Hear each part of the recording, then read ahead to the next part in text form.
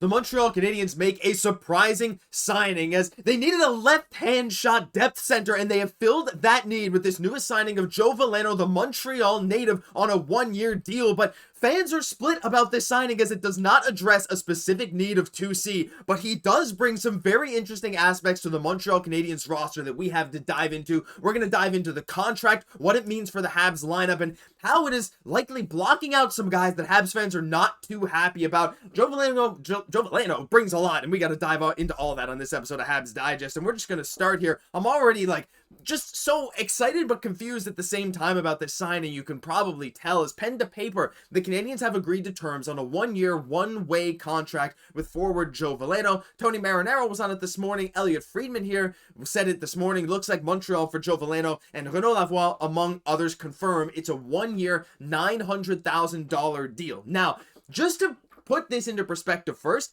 before we get a lot of negativity, because I've seen a lot of negativity and some positivity, just take a look at these fun highlights. The dude still has hands. Joe Veleno was a first-round pick just a few years ago. He is only 25 years old. He was a 30th overall pick. He's gone toe-to-toe with Corey Perry. He pulled off this move in a game.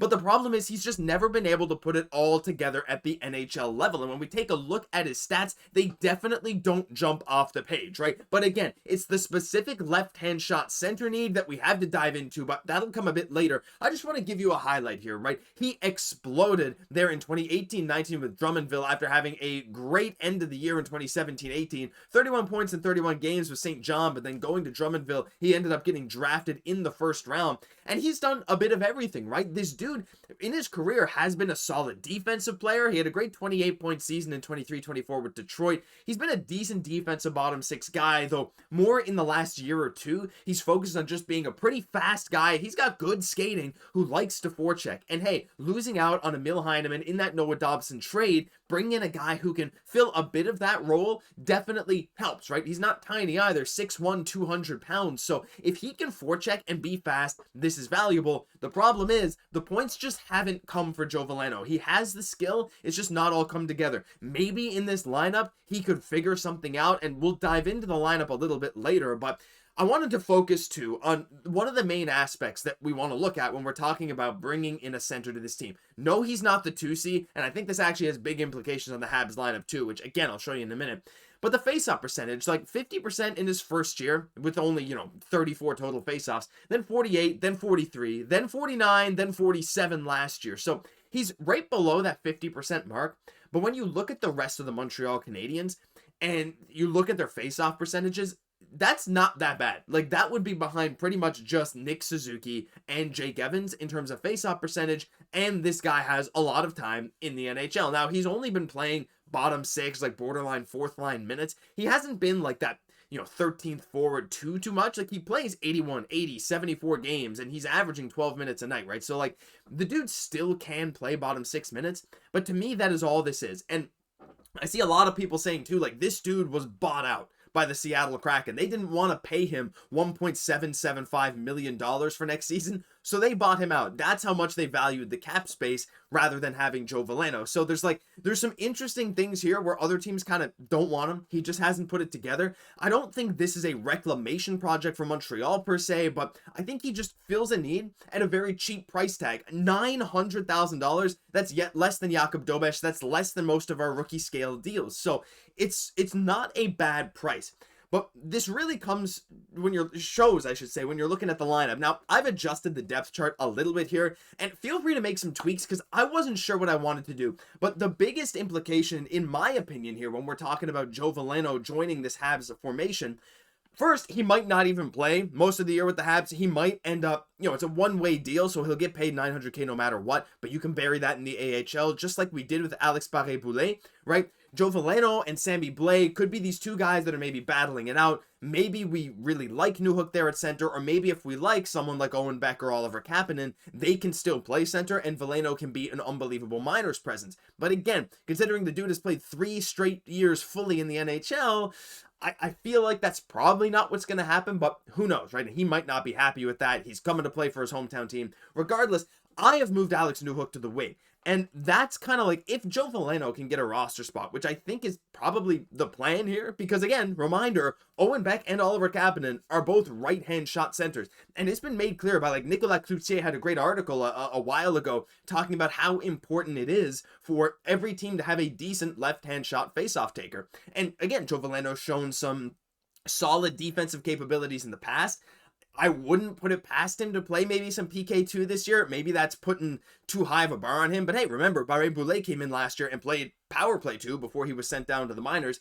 It's not incredibly out of the question, especially with the loss of Christian Dvorak to free agency to Philadelphia. So bringing in a guy like him, I think having that left shot center is very valuable if you want to really, really compete, because again, like, you have your strong side, your left side, your strong side, and the right side. Having a good left-hand shot center in a team full of righties is very important, because the righties are going to be at a disadvantage a lot of the time if they have to go up against a lefty, which is more common in the NHL. But to me, again, I move Newhook to the wing just because I do project Joe Veleno to play fourth line center for this team, and I project Jake Evans to be third line center.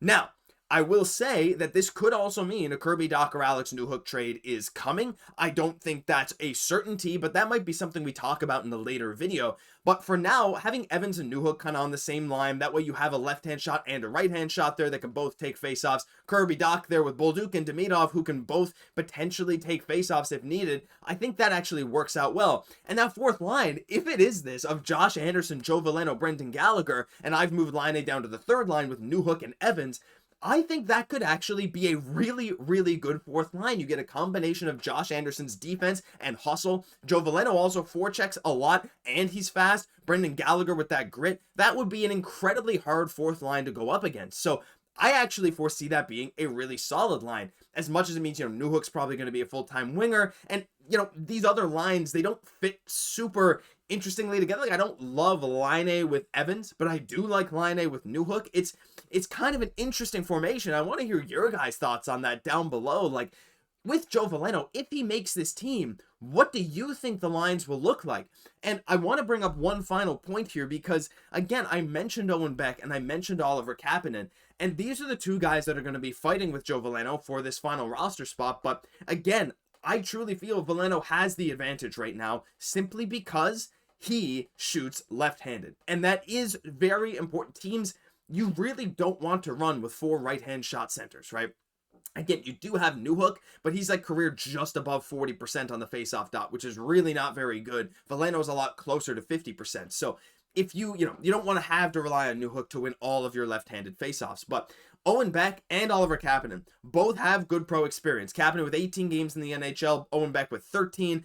Beck with that full season in the AHL. Kapanen, of course, has been playing in the Liga or the SHL for the last 3-4 years. So he has a lot of professional hockey under his belt. He looked unbelievable for Laval. He can win faceoffs. So can Owen Beck. Don't forget, best in the OHL at faceoffs when he was drafted in 2022. And I believe he stayed near the top that whole way. So if you want faceoff percentage, a guy like Owen Beck could very well work out. Again, when you start young in the NHL, your percentage stays pretty low as you kind of grow as you go on. But I still think, like, maybe this is controversial, I actually think Joe Veleno adds a lot to this bottom 6. And I think he fits very well with the style of players we have. And if he can carve out that role as a fourth line center, I am totally okay with it. But that then raises the question, is Jake Evans good enough to hold down the 3C role? Well, having skilled line mates like Alex Newhook and Patrik Laine help bolster Jake Evans' point totals while still remaining a great penalty kill presence, right? That's one thing that I'm very interested in, seeing the evolution of Jake Evans as he's now gonna, in my opinion, get pushed up the lineup a little bit. Like, if I would have Jake Evans at 3C over Joe Veleno in a heartbeat, all right? I mean, we know what he can bring to this team. He's so valuable defensively, not only on the penalty kill, but 5v5. He has played a lot with other good forechecking players, like whether he was with Armia, who was a great puck possession guy, or Emil Heineman, who would forecheck with him. Evans plays well with those guys, but I start to wonder if we'll see a bit of his offensive impact unlocked if he does, like I'm predicting, play with a guy like Alex Newhook or Patrik Laine or maybe Zach Bolduc. That could be the case as well, right? So there's a lot of very interesting implications on this lineup with this Joe Veleno signing, or he could just go straight to Laval in the AHL because he doesn't impress enough. But I need to hear your thoughts down below. This is I don't know if I want to say controversial, but it's polarizing to a lot of Habs fans. So leave me your thoughts down below, because that'll do it for this episode of Habs Habs Digest. If you enjoyed, leave a like, comment, subscribe to the channel. Like the video if you want Joe Veleno to keep going out there, punching guys like Corey Perry and other dudes in the face that go against the Montreal Canadiens. No, I love Corey Perry for what he did in Montreal, but hey, it's always cool to see when a player goes toe-to-toe with him. Thank you all for watching. I've been your host, Josh Gosse. I'll catch you in the next one.